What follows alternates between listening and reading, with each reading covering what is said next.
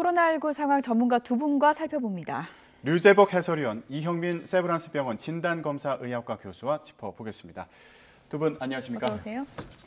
며칠 더 봐야 알겠지만 그래도 예상보단 적게 나온 거 보면 확산세가 조금은 주춤한 건가요?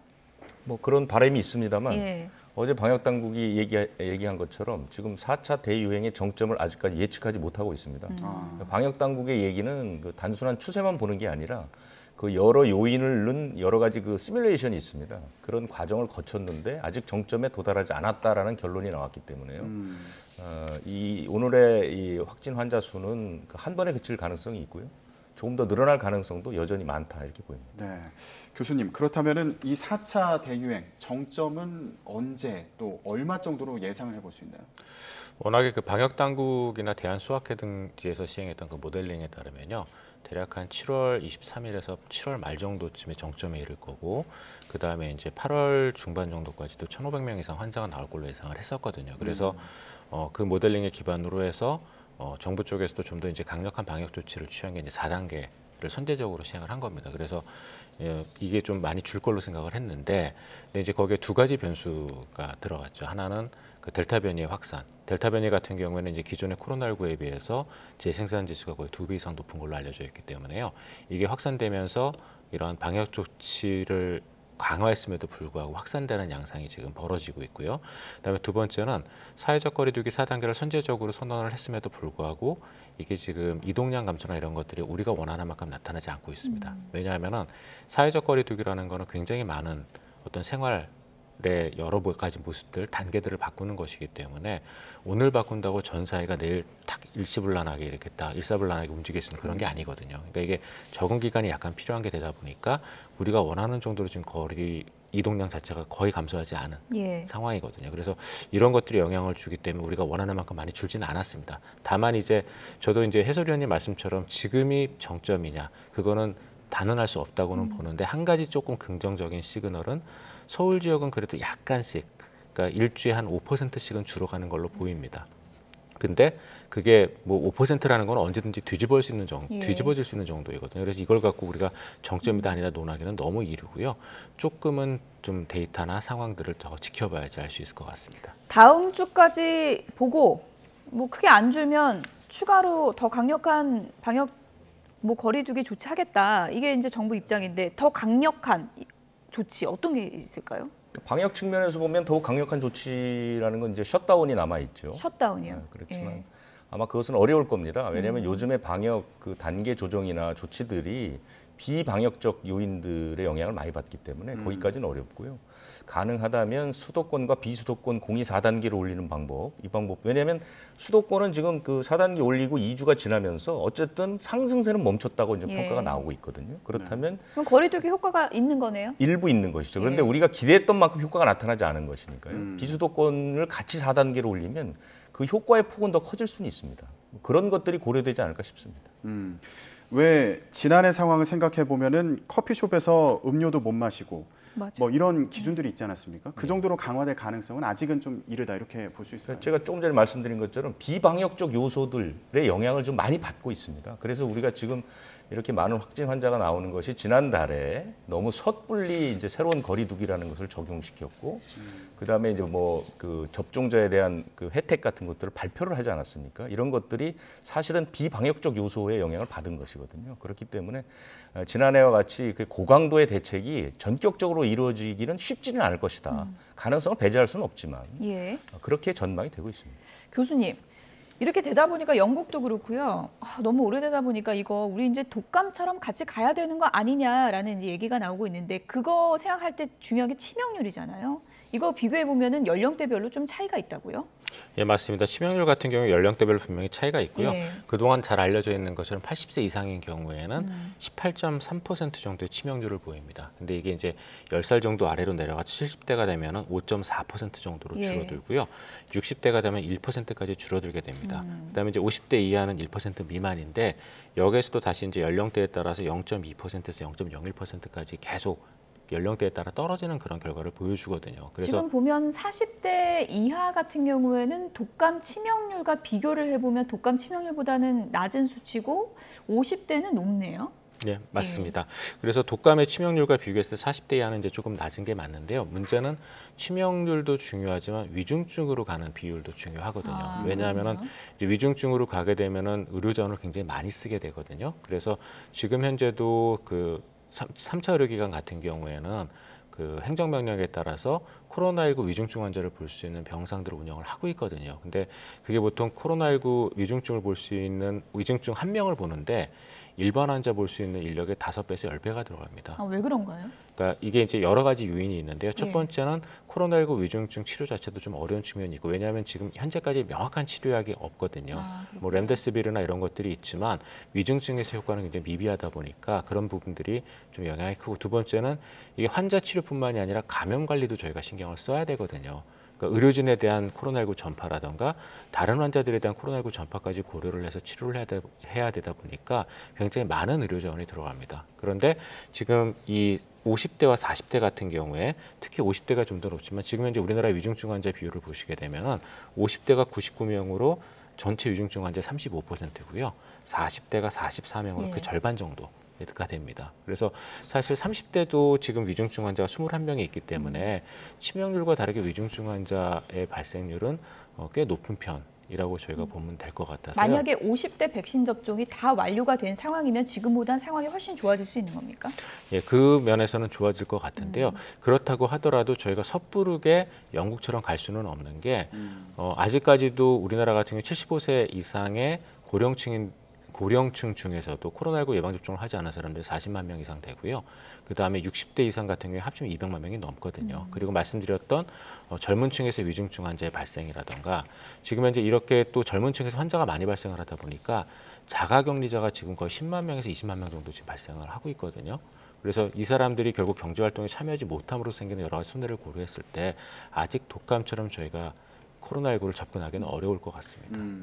결국에 연령별로 접종률이 중요하겠다 이런 예. 생각이 드는데 류재벽 의원님, 그러면 12세 이상 같은 경우에는 화이자, 모더나 접종 가능성에 대해서 뭐 검토한다 이런 얘기가 있었는데 지금 이건 어떻게 진행이 되고 있는 건가요?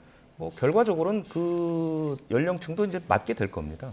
외국에 우리는 이제 이 임상 대상이 적기 때문에 환자가 많지 않은 나라라서 이제 외국의 선례를 보면서 이제 참고를 해서 그 자료를 가지고 이제 승인 허가 이런 것들이 나는데요. 지금 보면은 지난 23일에 유럽 의약품청에서 그 모더나 백신을 12살에서 17살까지 맞출 걸 권고를 했는데 이탈리아가 채택을 했습니다. 그래서 맞추기로 했거든요. 그런 식으로 되면 유럽도 아마 그렇게 될 것 같고요. 미국은 이미 이제 쓰도록 했고요. 화이자도 마찬가지입니다. 화이자는 좀 더 앞서서 18살 이하의 어린이들을 이제 맞추기로 했거든요. 그리고 우리도 지금 심사를 하고 있고요. 우리는 화이자는 지난 16일에 그 12살까지를 맞추는 걸 허가를 냈죠, 이미. 근데 이제 이것이 이제 방역 당국에 의해서 어떤 방식으로 접종되는 건지는 아직 결정이 되지 않았지만 어쨌든 우리가 지금 집단 면역이라는 것이 당초에는 한 70%까지만 맞으면 그다음부터는 이제 집단 면역에 들어가서 코로나19의 공포로부터 해방될 거라고 예상을 했었는데 지금 변이가 생기면서 변수들이 많아졌거든요. 그렇죠. 그래서 훨씬 더 많은 사람이 맞아야 된다는 그런 전문가들의 의견이 많습니다. 그래서 결국은 12세 이상도 이제 맞추는 단계에 들어갈 텐데 그 결정은 조금 늦어질 수는 있지만 어쨌든 지금으로 봐서 추세로 봐서는 올해 안에는 맞아야 될 것으로 이렇게 보입니다. 네. 코로나 관련 뭐 백신도 지금 델타 때문에 변수도 많이 생기고 했는데 코로나19 관련 궁금증이 많으실 것 같습니다. 저희가 또 몇 가지 오늘 또 준비해 봤습니다. 그래픽 보시죠. 백신을 맞고도 돌파 감염되는 경우가 많은데 지금 뭐 또 어떤 통계 보니까 30대가 돌파 감염이 제일 많다. 이런 또 수치가 있더라고요. 이건 왜 그런 걸까요?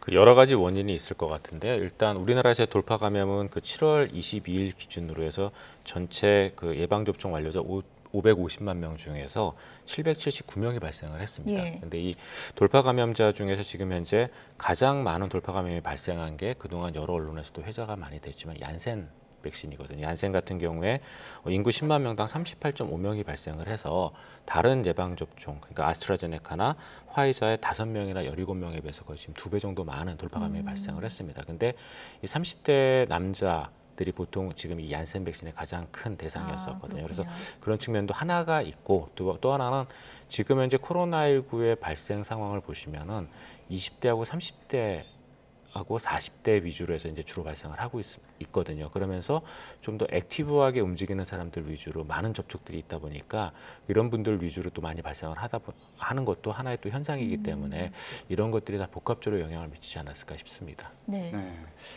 지금 돌파 감염에 대해서 알아봤는데 그렇다면 이런 경우는 어떨까요? 두 번째 질문 보여주시죠. 네, 코로나를 극복하고 메달 따는 올림픽 선수들이 나오고 있습니다. 예, 어제 펜싱 단체전에서 금메달 땄던 오상욱 선수 같은 경우에도 코로나19 감염됐다가 회복이 됐다고 하더라고요. 그리고서 이제 금메달을 목에 걸게 됐는데 일반적으로 코로나19에 걸리면 후유증으로 피로감이나 아니면 호흡곤란 같은 그런 증상이 나타난다고 하는데 이게 선수들 같은 경우에 잘 회복을 해서 그런 건지 기량에는 영향이 없는 건지 어떻게 볼 수 있을까요? 글쎄 이제 이 부분에 대해서는 사실 외국에서도 약간 의견들이 많이 갈렸거든요. 논문도 그렇고 이제 말씀 주셨던 그런 이제 롱 코비드라고 저희가 부르는 그런 만성적인 어떤 후유증들도 있었지만 사실 이거보다 더 큰 문제가 됐었던 게 코로나19가 지금은 여러 장기를 침범한다는 거를 침범한다는 게 잘 알려져 있는데 그 중에 하나가 심장입니다.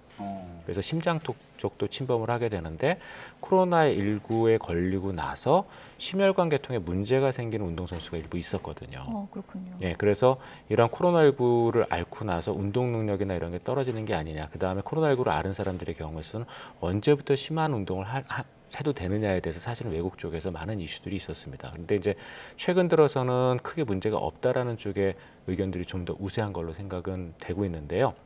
근데 그렇다 하더라도 지금 코로나19를 앓은 사람들의 경우에서 그러니까 확진된 사람들의 경우에 있어서는 많게는 한 90%까지도 좀 중장기적인 후유증을 갖고 있기 때문에 여기에 대한 주의는 필요할 걸로 생각이 됩니다. 네, 유재석 의원님, 제 주변에도 확진됐던 분이 있는데 낫고 나서 물어보니까 맛을 잘 모르겠다고 음식을 먹어도 그러더라고요. 근데 또 한 몇 주 지나니까 괜찮다고 그러긴 하더라고요. 사람마다 다 다릅니다. 예. 그리고 이제 코로나19가 지난해에 지금 이제 변이가 생겨서 좀 증상이 달라졌는데 처음에 나왔을 때 다른 그 독감이라든가 감기와 이제 비교되는 것 가운데 하나가 이제 미각, 후각 상실. 예. 그 부분이 있는데 그 부분은 6개월 이상 미각이나 후각이 마비된 분도 있습니다. 아, 예, 그렇습니까? 그리고 천천히 낫게 되고요. 그래서 코로나19의 증상, 후유증은 아직까지도 지금 원래 발생한 지가 얼마 안 됐기 때문에 전체적으로 뭐 공식화된 그런 후유증은 없고요. 그런 후유증들이 있다. 근데 가장 힘든 것은 아무래도 호흡기 쪽이니까요. 예. 그런 부분에 대한 그런 후유증들이 많이 이제 보고가 되고 있는 그런 상태죠. 네, 그렇군요. 저희가 지금 코로나19 후유증까지 알아봤는데 이번에는 일본 도쿄올림픽 관련해서 좀 얘기를 해보도록 하겠습니다. 올림픽이 한창인데요. 코로나19 확진자가 많이 늘었습니다. 어제 10,000명 육박하는 확진자가 나왔고 도쿄에서도 역대 최다치가 나온 그런 상황인데 이게 조직에서 방역을 어떻게 하고 있는지도 궁금하고요. 뭐가 가장 중요하다고 볼 수 있을까요? 지금 도쿄올림픽 같은 경우에는 굉장히 많은 사람들이 모이는 행사이거든요. 그래서 사실은 이 코로나19와 같은 감염병의 확산에 어떻게 보면 가장 큰 위험성을 갖고 있는 그러한 행사라고 생각이 됩니다. 특히 이제 이게 또 전 세계에서 여러 군데의 사람들이 모이다 보니까 그 안에 어떤 변형이 있는지 저희가 또 알기 어려운 그런 측면들도 있거든요. 그래서 이런 올림픽 개최 전부터 많은 전문가들의 경우에서 전 세계에서 이런 변형들이 모여서 결국은 새로운 조합이 나타나는 게 아니냐 이런 우려를 하는 사람들도 있었거든요. 그래서 지금 이제 이 도쿄 올림픽이라는 어떤 인류의 큰 행사를 치르면서도 그 안에서의 코로나19 확산이나 이런 것들을 막기 위한 새로운 변형의 출현을 막기 위한 노력들이 필요한데, 근데 문제는 그런 부분들에 있어 갖고 굉장히 좀 우리가 쓸 수 있는 방법들이 많이 제한돼 있습니다. 왜냐하면 올림픽 같은 경우에 있어서는 사람들이 모이는 걸 어떻게 할 수가 없거든요. 더더군다나 운동을 하는 사람들이 또 마스크를 쓰고 할 수 있는 부분도 아니기 때문에 몸도 부딪혀야 되고. 예, 맞습니다. 네. 접촉이 있을 수밖에 또 없고 그런 여러 가지 있다 보니까 사실은 방역에 있어서는 최악의 조건을 갖고 있는 게 이런 체육 행사들이거든요. 그래서 이런 도쿄올림픽 같은 경우에 저희가 할 수 있는 방법, 뭐 일본 정부에서 할 수 있는 방법이라고 해봐야 검사를 좀 반복적으로 시행을 하면서 그러면서 이제 접촉률을 낮추는 것밖에는 없는데 사실 관리는 쉽지 않다고 생각을 합니다. 어제 그 펜싱 대표팀도 금메달 시상식에서 마지막에 잠깐 사진 찍을 때만 조심스럽게 이제 벗는 모습을 저희가 봤는데 어떻습니까? 끝나고는 숙소로 바로 들어가서 외출도 못하고 그런 상황인 건가요? 지난해에 미국에서 프로농구 그 플레이오프 할 때 버블 방역이라는 걸 처음 도입했거든요. 디즈니랜드라고 아시지 않습니까? 예. 올랜도에는 그 디즈니랜드에 선수들을 다 모아놓고 이 선수들은 그 밖으로 나가질 못하게 하고 경기를 치른 거거든요. 그래서 버블 방역이라는 게 나왔고 예. 우리도 그걸 차용했고 이번 올림픽도 버블 방역을 기본으로 합니다. 그래서 세 가지 규칙이 있는데요. 선수들과 그 관계자들이 선수촌과 경기장 외에는 아무것도 갈 수가 없습니다. 선수촌, 경기장만 왔다 갔다 할 수 있는 예. 것이고요. 경기 일정을 마치면 이틀 안에 선수촌을 떠나야 됩니다. 밖으로 떠나게 할 수 있고요. 그다음에 외부 접촉도 완전히 차단해서 외출을 나갈 때는 편의점 외에는 어느 곳도 나갈 수가 없습니다. 이것은 선수, 그다음에 미디어 관계자들 다 마찬가지입니다. 그런데 이것이 이제 문제는 뭐냐면 이 버블이 자꾸 깨지고 있다는 보도가 나오는 거죠. 그래서 지금 그 선수단과 관계자 가운데 올림픽에 참가한 지금 196명이 확진을 받았거든요. 그러니까 버블 방역을 하면 사실상 그들끼리만 있기 때문에 예. 그 확진이 안 나와야 되는데 네. 외부는 이제 뭐 엄청나게 많이 나오더라도 그런데 그게 자꾸 깨져서 우리도 보도가 됐지만 선수나 미디어 관계자들 시민들을 자유롭게 만나고 있거든요. 그러다 보니까 지금 일본 자체는 거의 비상시국인데 그렇죠. 확진자들이 지금 그 일본에서 가장 많이 나오고 있는 상황에서 선수단과 일본인들이 자꾸 만나게 되고 그걸 또 법으로 막아놓으니까요. 자칫 잘못하면 선수촌 내에 집단 감염이 일어날 가능성이 높거든요. 네. 그래서 지금 올림픽을 중단해야 된다는 소리도 상당히 많이 나오고 있습니다. 그래서 지금 이제 며칠 남지는 않았지만 뭐전 세계가 지금 조마조마하면서 일본의 상황을 보고 있는 것이죠. 네. 예. 우리 선수들 정말 지금 상당히 동선도 뭐 극히 제한되는 어려운 상황에서 최선을 다해주고 있는데요. 또 올림픽 소식은 저희가 잠시 뒤에 취재기자 짚어보도록 하겠습니다. 유재복 해설위원, 이영민 세브란스병원 진단검사의학과 교수 두 분이었습니다. 고맙습니다.